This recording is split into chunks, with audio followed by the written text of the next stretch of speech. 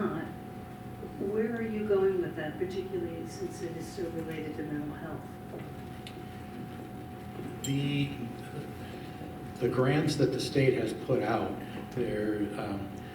one is a $25,000, somewhere in that range grant that every school district qualifies for.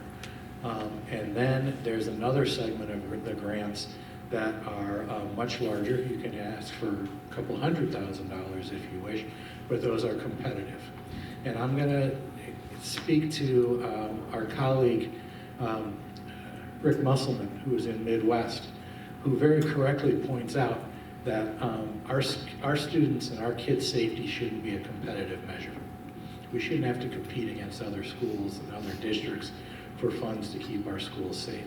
Instead, take that money, put it in a rotating basis, and let us know that every X amount of years we have access to those funds for whatever reason, as opposed to competing. Now, some of the criteria for which you can use those funds is indeed personnel, whether it be school safety officers, whether it be additional guidance, or social work and school psychologists. Do I believe that we could use more counselors? Absolutely.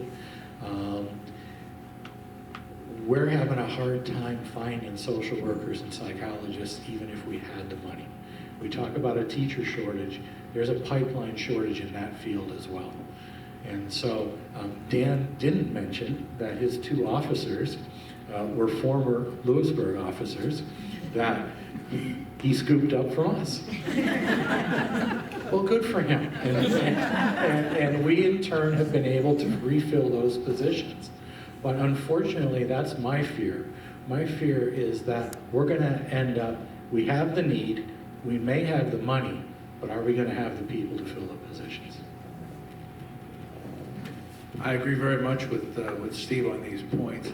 And I think to go to the original question about guidance counselors, the job of the guidance counselor has done nothing but grow more and more complex. It really is not even so much about getting kids into college as it used to be. The guidance counselors of today play a key role in all of the state assessments that are mandated. It's another thing my father did not have to deal with as a superintendent. PSSAs and Keystone exams and all of those high stakes tests really become a job of organization and choreography for our guidance counselors. It consumes a lot of their time.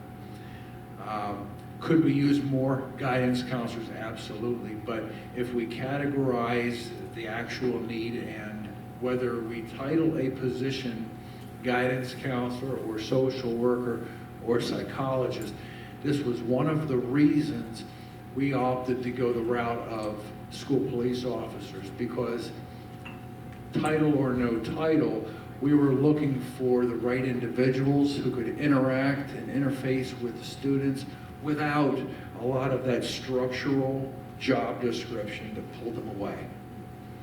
And so we really made that a priority for that role. But I agree with Steve that more counselors, psychologists, social workers, nurses, support individuals could benefit our schools. But finding them and funding them are two obstacles that really make it fairly prohibitive. How is it, I'm sorry to follow up, but how is it that you have monies to support police and you're paying them salaries and you don't have monies for the expanded responsibilities of counselors, psychologists, as their responsibilities have grown? It sounds like there's been a stabilization with much greater responsibility. How are the kids being served? If mental health is a huge concern, how could counselors not be a priority? Well, I'm not sure how to answer that other than what I just said. I know. I'm hoping that you're rethinking that. Well, I will tell you that there are some obstacles that are very bureaucratic. when we talk about a professional position within a school district and the amount of funding that will be necessary to support that and make it ongoing, this other thing that competitive grants don't provide is a guarantee that that job can be paid for next year. Right. And to invest in a professional staff member today, if I were to add any such position, I'm going to have to find about $100,000 to $110,000 more than is in our budget today.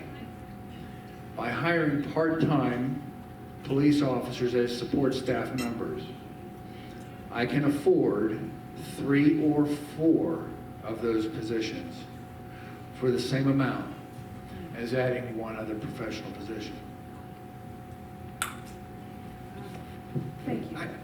I do want to speak to what you're saying in the fact that just the societal expectation, I believe, is that people see the use of police. There's been some bad YouTube videos, I get it, but I do feel as though we had the panel discussion at Bucknell last week, and a couple of parents just talked about a sense of comfort when they drop their students off and they see the shattered scar in the parking lot. There's just a little bit of a sense of comfort there.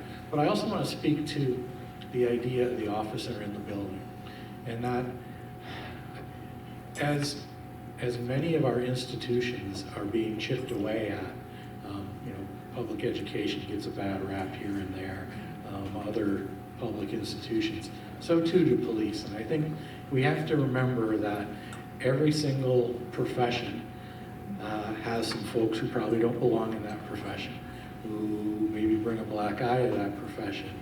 But the reality is, I look at it this way, how do our young kids come to understand and trust that a police officer is there to help them if they don't interact with them? And I think that is one of the really benefits that we receive in having our school officers, is that yes, they wear a uniform, and yes, they are armed, but they're also talking with kids on a daily basis about, hey, I saw you had to play last night, or just all the things that a teacher normally does as well. And they become just another trusted adult. And if we can foster that so that when they run across the police officer in the community, that it's not an immediate barrier, but I can trust this person, I think that that plays a benefit as well.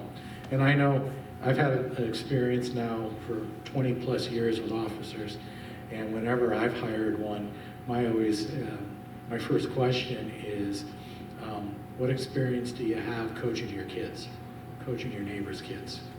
Were you a Little League coach? Were you an AYSO coach? Did you have those experiences with kids? Because if they had, then chances are they can interact on a basis that builds relationships instead of, as Dan says, makes people fearful or thinks about schools as places that aren't safe or criminalizes. We don't want to criminalize behavior at all. Yeah. What are your rules around mobile phones? Hold on just a second, if you just wait for the mic, thanks. What are your rules around cell phones while the children are in school? It's been a while since I've been a parent, I'm just curious. Well, Lewisburg is a 1-to-1 district. We give our kids tablets from grades 4